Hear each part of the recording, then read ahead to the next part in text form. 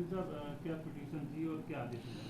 हमने माननीय उच्च न्यायालय के समक्ष एक याचिका प्रस्तुत की थी, जिसमें हमारा कहना ये था कि हमने 10/12/2020 का जो आरक्षण का नोटिफिकेशन था सरकार के द्वारा जारी किया गया था मेयर और प्रेसिडेंट की पोस्ट के लिए, उसको चैलेंज किया था, ये कहते हुए कि इसमें रोटेशन पॉलिसी का फॉलो करना चाहिए, जिससे कि प्राइमा फेसी कोर्ट सेटिस्फाइड था कि हाँ, इसमें रोटेशन पॉलिसी का फॉलो होना चाहिए। क्योंकि अगर रोटेशन पॉलिसी फॉलो नहीं होती है तो इसका नतीजा एक ये निकलता है कि जो सीट एक बार एससी या एसटी कैटेगरी के लिए रिज़र्व हो गई, वो हमेशा उसी कैटेगरी में बनी रहती है और उस पर्टिकुलर कॉन्स्टिट्यूएंसी के जो बाकी वर्गों के लोग हैं उनको उसको रिप्रेजेंट करने का मौका नहीं मिलता है।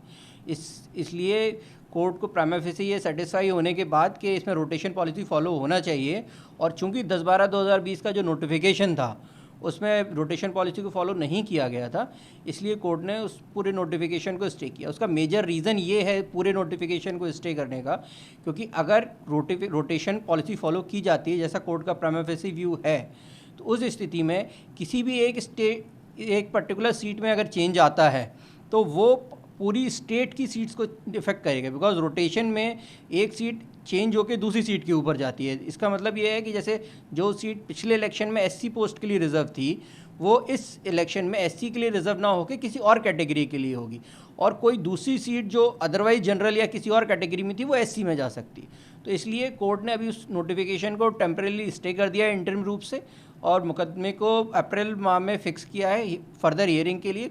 सरकार को डायरेक्शन किया है रिप्लाई फाइल करने के लिए। इसके साथ साथ कोर्ट ने ये भी लिबर्टी दिया है कि अगर सरकार चाहे तो वो इस नोटिफिकेशन को दोबारा इशू करके, रिजर्वेशन के नोटिफिकेशन को दोबारा इशू करके और रोटेशन पॉलिसी को फॉलो करते हुए इलेक्शन में जा सकती है, अन्यथा उसको अंतिम निराकरण तक रुकना पड़ेगा। तो पिटीशन कब लगाई गई थी? सही है, 10 तारीख को प्रस्तुत की थी, अगली तारीख सुनवाई कब होगी? अप्रैल माह में।